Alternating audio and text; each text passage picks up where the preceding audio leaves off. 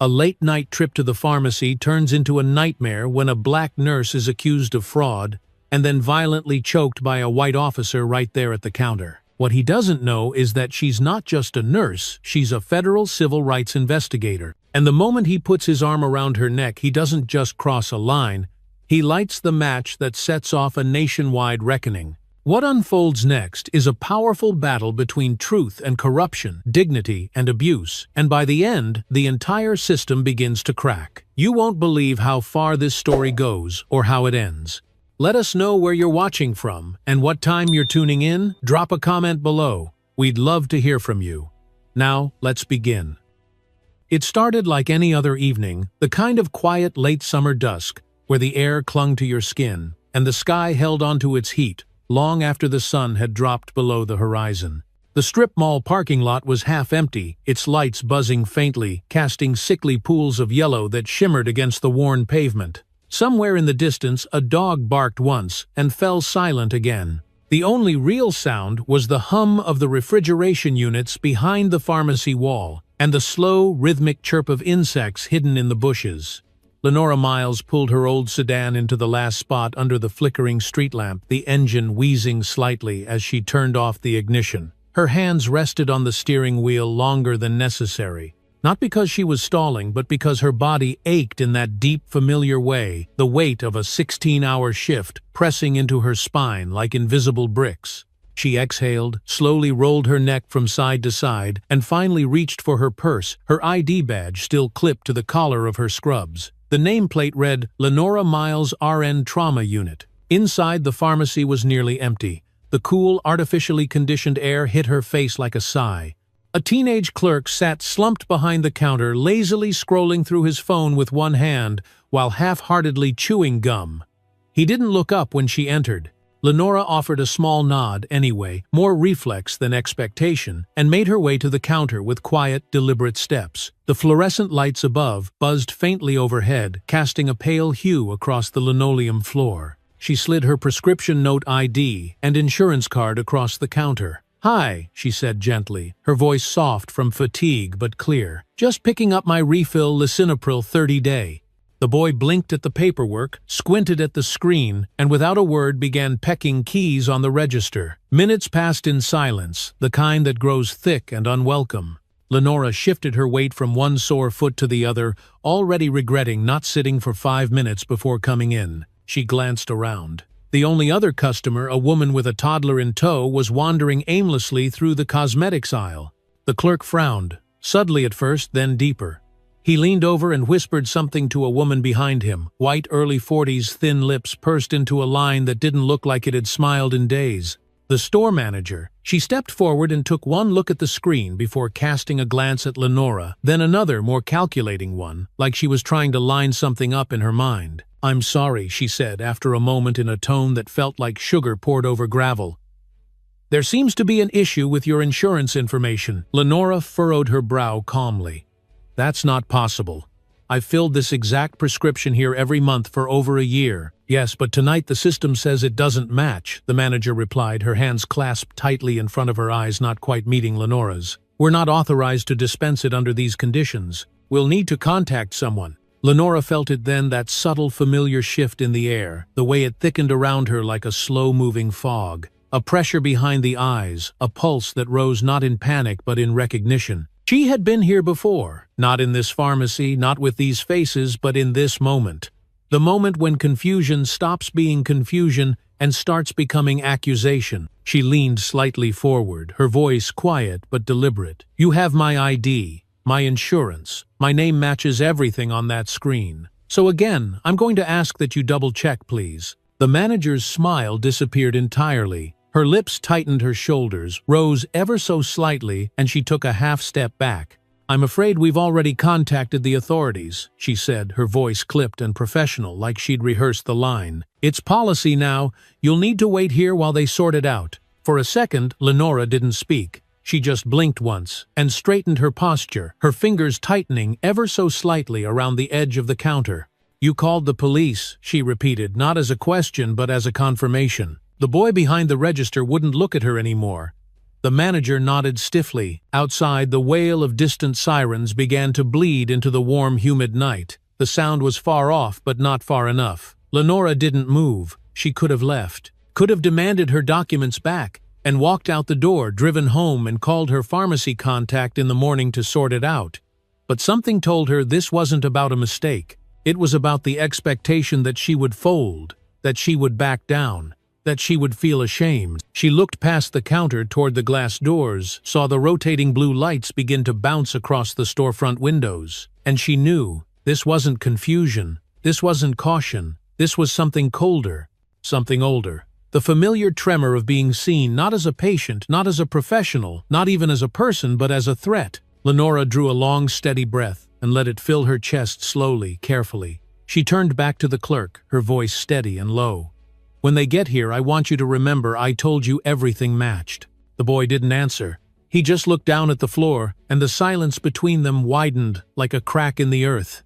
Lenora didn't flinch. She had spent 3 decades inside emergency rooms where life could turn in a heartbeat and dignity could evaporate in an instant. But even in all those years, she had never mistaken protocol for prejudice. And tonight, in this place, under the ghostly hum of halogen lights surrounded by cheap cosmetics and allergy medication, she knew exactly what she was looking at. She wasn't being doubted. She was being erased. And she wasn't going anywhere. Not this time. The first thing she noticed was the quiet, not the kind that calms the nerves, but the kind that tenses the air like a wire stretched too tight. The sirens had stopped outside, but their echoes still lingered in the concrete, as if the sound had soaked into the walls. Then the pharmacy doors opened with a mechanical chime that sounded too cheerful for what was coming, and 2 uniformed officers stepped in like they already knew how this story was going to end. Officer Derek Slade walked with a slow, heavy swagger, his belt clinking faintly with every step. He was broad in the shoulders, with a buzzed haircut and a scowl that felt permanent, like it had been etched into his face by years of unchecked power.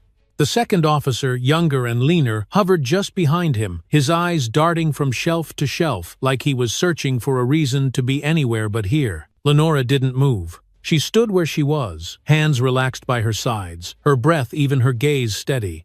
She had no reason to fear them, not on paper. But fear doesn't need logic when your skin is dark and your presence is labeled suspect by people trained to see danger in color. "That's her," the manager hissed, stepping quickly around the counter like a stagehand cueing the next act. "She tried to use someone else's insurance. I think it's fraud." Neither officer asked for paperwork. Neither asked for details. Slade didn't even look at the screen.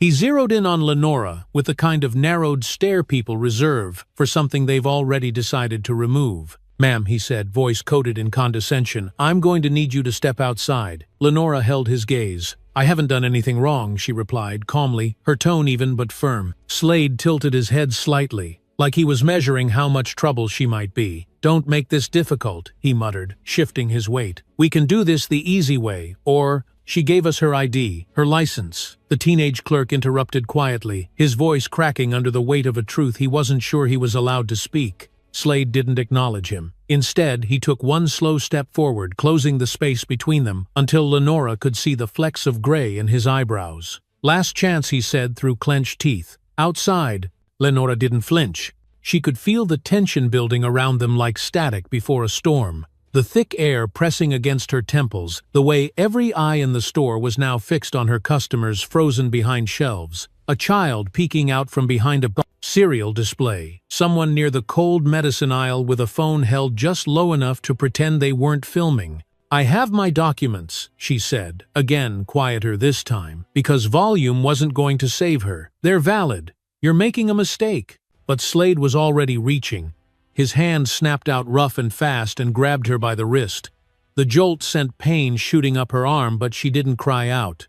She didn't pull away. She stood still, letting the moment stretch. Then he did something she would never forget, something so sudden and brutal that it left no space for understanding, only reaction. He spun her toward the counter, shoved her chest against it, and with one fluid motion wrapped his thick forearm around her neck and tightened. Gasps erupted around the store, sharp and echoing, and somewhere behind her the manager said, "Oh my God," but not like someone shocked at the violence, more like someone startled that it had happened so quickly. Lenora's vision blurred at the edges. As her airway constricted, her knees buckled slightly, but she stayed upright, forced herself to stay upright. The counter was cool against her cheek. The fluorescent lights above flickered like they couldn't decide whether to reveal the truth or hide it. "This is forceful resistance," Slade growled into her ear. "You're not complying." "I can't breathe," Lenora whispered the words, scraping out between clenched teeth. "I said, stop resisting." Boone, the younger officer, stepped forward, his voice uncertain but urgent. "Derek, she's not fighting you." "Back off," Slade barked without turning his head, the veins in his forearm taut and pulsing. "She's resisting arrest." "She's standing still," Boone said more firmly now. "She's not doing anything." Lenora felt her lungs strain. Her fingers went numb. But somewhere beneath the panic, a cold clarity began to form. This wasn't about fear anymore. It was about memory. It was about the long line of people before her who had suffocated under the weight of authority and the silence that came after. Then, like someone had flipped a switch, Slade loosened his grip. She stumbled back against him, coughing her throat, burning eyes watery. The phone someone had been holding was now raised higher. A red recording light blinked steadily. Slade saw it too. "She assaulted me," he said aloud, loud enough for the whole store to hear. "She resisted arrest. I want that in the report." Lenora turned slowly, her hand still in front of her, voice hoarse but even. "I didn't lay a finger on you." He grabbed her wrist again, twisted it behind her back, and shoved her toward the door. "Let's go," he growled. "You're done here." And as the metal cuffs clicked around, her wrists tighter than necessary, cruelly tight, and as he pulled her through the pharmacy like a thief caught mid-act, Lenora didn't fight. She didn't beg, she didn't plead. She held her head high, the same way she had after every overnight shift, every code blue, every loss, every injustice she had watched unfold from the other side of a hospital curtain. A child began to cry. Someone shouted, "I got that all on video." Boone looked like he wanted to disappear. Slade opened the squad car door and shoved her in, slamming it hard enough that it rattled the frame. And as she sat there, wrists burning, chest heaving, watching the pharmacy lights blur through the cruiser's window, she whispered just loud enough for herself to hear, "You just made the biggest mistake of your life." And this time it wasn't a warning, it was a promise. The ride to the station was wordless, but it wasn't peaceful. It was the kind of silence that buzzed beneath the skin, vibrating with a tension that made the air feel thinner by the mile. Lenora sat stiffly in the back seat, the handcuffs biting into her wrists, the bruised side of her throat pulsing with each heartbeat. Outside, the night slid by in streaks of amber light and dark window reflections, strip malls, empty sidewalks, the backs of warehouses blurred together like a smear of nothingness. She didn't ask where they were going, she already knew. In the front, Officer Slade drove with one hand resting heavy on the wheel, his elbow propped arrogantly against the door. His partner Boone sat beside him like a man slowly shrinking into his own uniform, his shoulders drawn up, his jaw tight, his eyes flicking to the rearview mirror every few seconds, like he couldn't decide if he was more afraid of what he saw in her face or his own reflection. "She's lucky we didn't charge her with assault," Slade muttered mostly to himself, but loud enough for both to hear. "You see how she's squared up, like she wanted to swing on me." Boone didn't answer. He stared out the window, his mouth twitching once before falling still again. Lenora said nothing. There was no point. They had already written the script, already cast her in the role they wanted her to play. The angry black woman, the fraud, the threat. In their minds, she was already processed, fingerprinted, entered into a system that chewed people up in silence and spit them out in shackles. Speaking now would only give them more lines to twist. When the cruiser pulled into the parking lot of a squat gray police station tucked behind a row of chain-link fences, the headlights briefly illuminated the word "Integrity" painted in chipped white letters above the front doors. Lenora let out a breath she hadn't realized she'd been holding, then braced herself as the door opened and Slade's voice barked, "Let's go. Don't make me drag you." She climbed out without a word, her shoes scraping against the gravel. The air was colder here, sharper somehow, or maybe it just felt that way because of what waited behind those doors. She walked between them, upright, silent, and painfully aware of how her posture was being watched. Inside, the station was bathed in the dull hum of fluorescent light, that kind of sterile, unflattering glow that made everything look sickly and flat. The walls were painted a tired off-white, the floor scuffed with black streaks, and the scent of burnt coffee and industrial cleaner hung heavy in the air. A few officers stood clustered near the front desk, pretending not to look at her, though she could feel their eyes tracking every step she took. One of them chuckled under his breath. Another whispered something behind a clipboard and shook his head. It wasn't the words that stung, it was the familiarity of it all. This wasn't new. This was just the latest room in a long, dark building built brick by brick from the same quiet daily dehumanization. At the booking counter, a desk sergeant, pale, balding jowls like melted wax, glanced at her with open disinterest. "Name," he grunted. "She can't speak." Sarge Slade cut in, smirking. "Tried to play mute back at the store. Real slippery one." Lenora looked up slowly. Her voice came out hoarse but clear. "Lenora Miles, registered nurse. License number 18,374. W." The sergeant didn't react. He scribbled something on a form and waved Boone forward with a motion that seemed more like flicking away a bug. Boone fumbled with the cuffs, his fingers cold and unsure. She could feel the tremor in his hands as he unlocked her wrists. They fingerprinted her next. The ink was cold and thick, pressed rough against her skin. Each finger rolled without care, like she was no longer a person but a routine. The flash of the mugshot camera burned white behind her eyes, and when it faded, she didn't blink.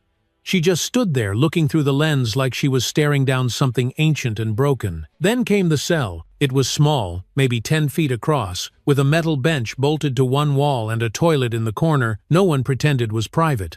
Boone opened the door, motioned for her to step inside, and when she didn't move fast enough, Slade shoved her shoulder with a grunt.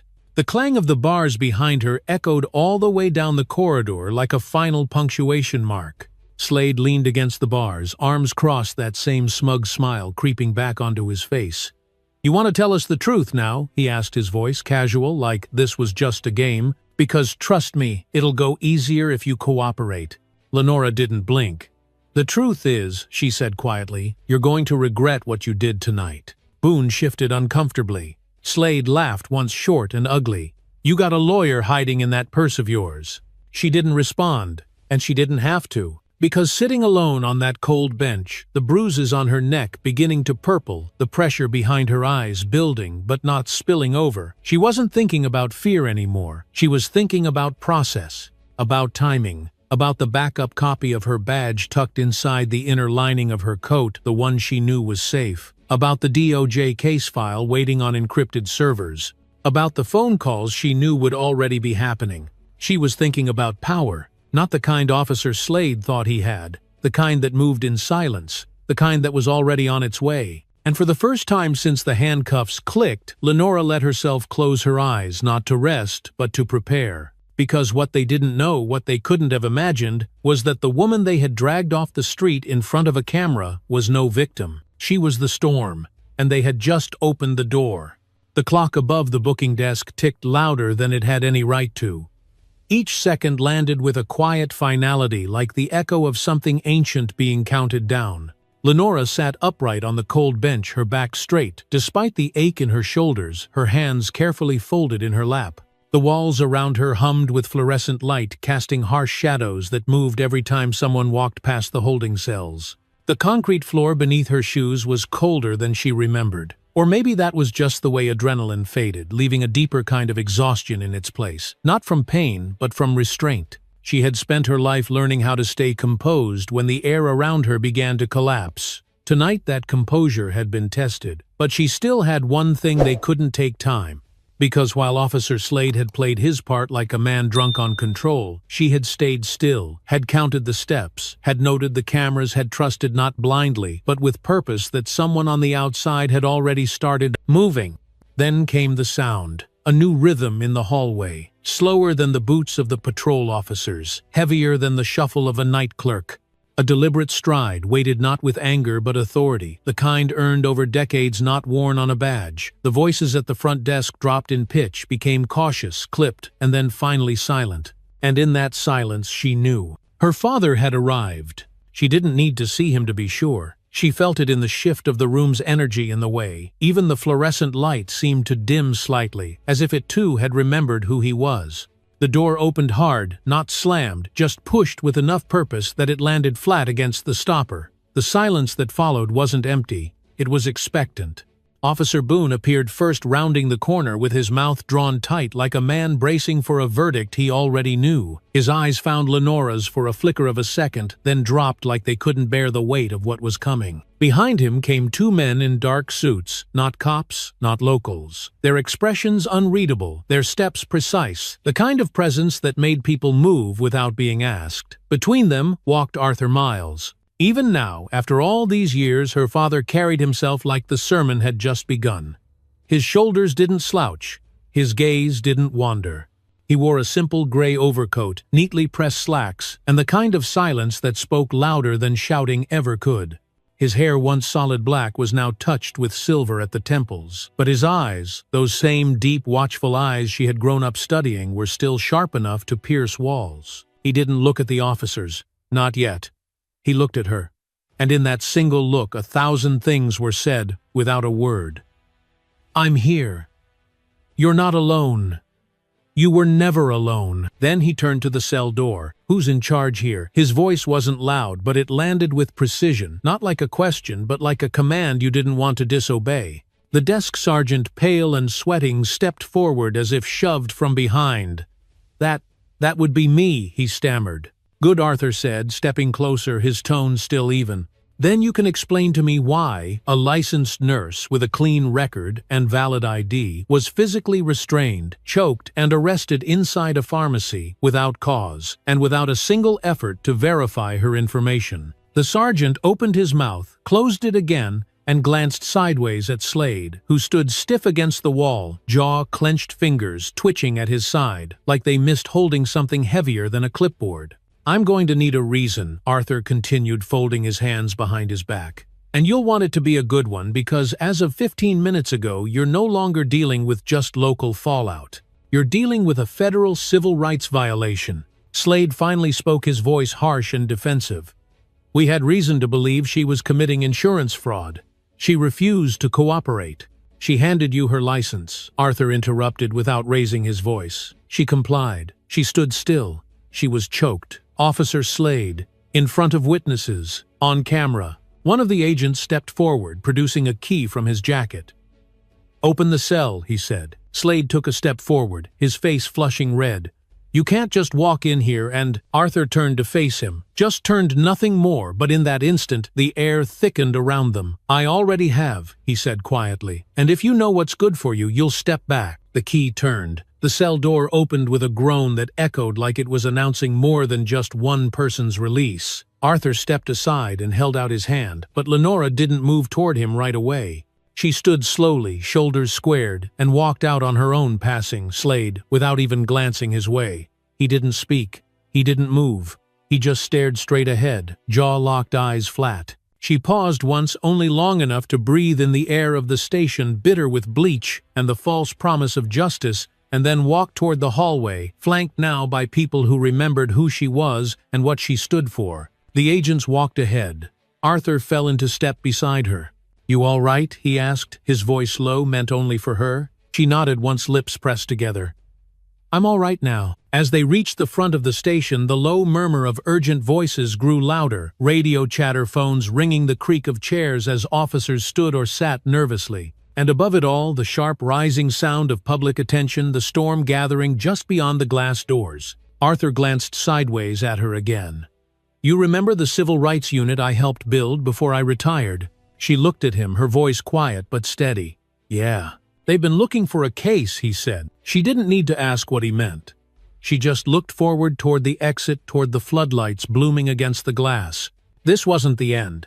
This was the ignition. By the time Lenora stepped out into the night air, the world had already started to change. The crowd outside the station wasn't large yet, but it was enough to feel like something had shifted. Enough cell phone lights, enough murmuring voices, enough signs held shakily in the air to let you know this wasn't going to disappear. Morning. The night had grown cooler, the heat of the day finally surrendering to the breeze, and with it came a current of something that felt a lot like momentum. She didn't speak as she walked with her father past the rows of onlookers, her feet landing quietly on the sidewalk, the sound of flashing cameras and whispered names trailing behind her like shadows. She didn't flinch when someone called out, "We saw the video," or when another woman reached out to touch her shoulder and said softly, "You're not alone." There was nothing performative in the way Lenora moved, no dramatics, no defiance. Just a quiet, unshakable dignity that settled over her like a second skin. Back at her father's rental car, she paused before opening the passenger door, turning slightly to take in the scene. Across the street, more people had begun to arrive, some in scrubs, some in church clothes. A few just in t-shirts and pajama pants, still holding their phones, still reading, still sharing. The footage was already circulating. She could feel it in the way people looked at her, not with pity but with a growing, aching anger. Arthur followed her gaze and said quietly, "It's starting." She nodded once, her voice low. "It's not just about me anymore." They drove in silence for several blocks, the city slowly waking into a different kind of noise, the kind made by alert tones from journalists' phones, the kind that hummed through emails, texts, press releases. Lenora leaned back in her seat, not resting, just observing. Every red light felt longer than usual. Every corner felt like it was holding its breath. At a safe house rented by the Department of Justice just a few miles away, she sat in a small windowless room with two agents reviewing the timeline of her arrest. Her wrists still bore faint red marks where the cuffs had dug in, and her voice was still rough from the pressure on her throat, but her recollection was sharp. Every step, every word, every decision she had made was now part of a growing ledger. Outside the room, agents moved quickly, pulling bodycam footage, calling witnesses, uploading files to secured servers. On one monitor, someone replayed the video from the pharmacy again. The image paused just as Slade's arm locked across her neck. On another screen, a second video showed the moment Boone reached out to intervene. His expression panicked, unsure already, realizing something had gone terribly wrong. A different agent approached, nodding at her quietly. "We've confirmed the footage is authentic," he said. "Multiple angles, multiple witnesses. This isn't going to be buried." She looked up, her voice calm. "I didn't think it would be." For the next few hours, the building buzzed like a command center on the edge of something seismic. Reports were compiled. Officer histories were opened. Internal Affairs was contacted, then escalated.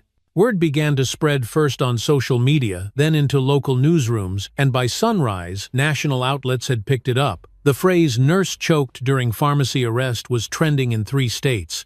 By mid-morning, it was trending nationwide. At her father's side, Lenora watched the news scroll across a flat screen bolted to the wall. They weren't saying her name yet, but they would. And when they did, it would no longer belong just to her. It would belong to every patient she had held through tears, every young nurse she had trained, every exhausted woman who had been stopped, questioned, disbelieved, and left with nothing but her breath and her name to defend herself. She turned to Arthur slowly, her voice quiet but certain. "I never wanted to be a symbol." He didn't smile, just looked at her with the weight of a man who had carried that same burden once, and had lived long enough to know it wasn't a choice. "Symbols don't choose," he said. "They rise." And outside that windowless room across a city waking into a storm, it didn't know how to contain that symbol had already begun to move. The courthouse was colder than it needed to be, a kind of artificial chill humming from the vents designed to keep people uncomfortable and alert. The air carried a low electric buzz, a blend of whispered conversations, scuffling heels on marble floors, and the clicking of pens tapping against stiff notepads. Outside, cameras were stacked 3 rows deep, their lenses tilted upward like curious mechanical eyes, waiting to catch a glimpse of something human enough to headline. Inside, Lenora sat quietly at the edge of a long oak table, her hands folded neatly in her lap, her spine straight but not rigid. She wore a dark navy blazer over her white blouse, the same kind she'd worn for patient consultations for years, the kind that said calm without having to say a word. Her father sat 2 chairs down, arms crossed, gaze locked on the front of the room, not because he didn't trust her to speak, but because he knew better than anyone what it cost her to speak now. The committee room was nearly full: journalists, lawmakers, observers, aides, all pretending not to stare too hard, all trying to gauge what kind of story they were about to witness. One of the representatives cleared his throat, adjusted his mic, and looked directly at her. "Miss Miles," he said with a practiced softness. "You're welcome to begin your statement whenever you're ready." She took a breath, not deep, just steady. Then she began. "I didn't survive what happened to me," she said, voice level and clear, "just to sit here and hear apologies." A few heads lifted at that. Some leaned forward. "I'm not here because I'm unique," she continued. "I'm here because people like me get ignored. Because it's easier to believe we're overreacting than to face the systems built to erase us." No one moved. The silence in the room shifted from polite patience to full attention. She spoke of the night calmly, the prescription pickup, the computer glitch, the way suspicion crept into a space that should have felt safe. She spoke of how quickly assumptions replaced facts, how easily force replaced listening, and how it felt to have her breath stolen in public while people watched and filmed and said nothing at all. And she spoke not as a victim but as a woman who had built her life, tending to others, only to learn that care didn't guarantee protection. "I don't need sympathy," she said, letting her gaze drift across the committee table. "I need accountability. We all do." Her hands remained folded the entire time, her expression never once crumbled. But her voice carried a different kind of force. Not the force of anger or fear, but the force of something rooted deeper than pain. Dignity. The kind that doesn't beg to be seen, but commands attention because it refuses to disappear. When she finished, there was a pause. Not applause. This wasn't a moment for clapping, but something quieter, heavier. A collective breath held. A few people looked down at their notes as if unable to meet her eyes. As she returned to her seat, her father reached for her hand briefly under the table. She didn't say anything. She didn't need to.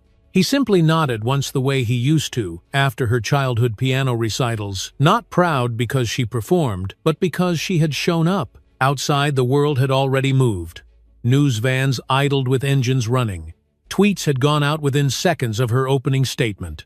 And somewhere in the background, bills were being discussed, oversight procedures, rewritten conversations, reframed, not because she demanded it, but because they had finally been forced to listen. Later that night at home, she stood barefoot in her kitchen, brewing a cup of tea with the window cracked open to let in the early evening air. Cicadas hummed outside. A neighbor's dog barked once, then stopped. The television played softly in the other room, her name mentioned again, followed by words like integrity, reform, and precedent. She stirred her tea slowly, then leaned against the counter and let the silence wash over her. Not the heavy kind from the cell, not the courtroom hush before a statement. This was a different silence, one she had earned. She didn't know what would come next. She didn't expect the road to be smooth. But she knew one thing with absolute clarity now: she had not been erased. And for the first time in a very long time, the country had looked a woman like her in the eye and didn't look away. What happened to Lenora Miles isn't just one story in one city. It's a mirror held up to a system that too often punishes people, not for what they've done, but for who they are. It reminds us that dignity once denied doesn't quietly fade. It waits, it watches, and sometimes it speaks louder than any courtroom ever could. Lenora didn't fight back with fists or rage.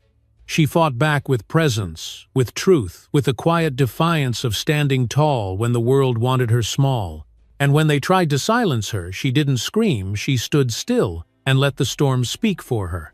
For those of us who've lived long enough to know how slowly change comes, this story gives us something else, proof that it can come. Maybe not overnight.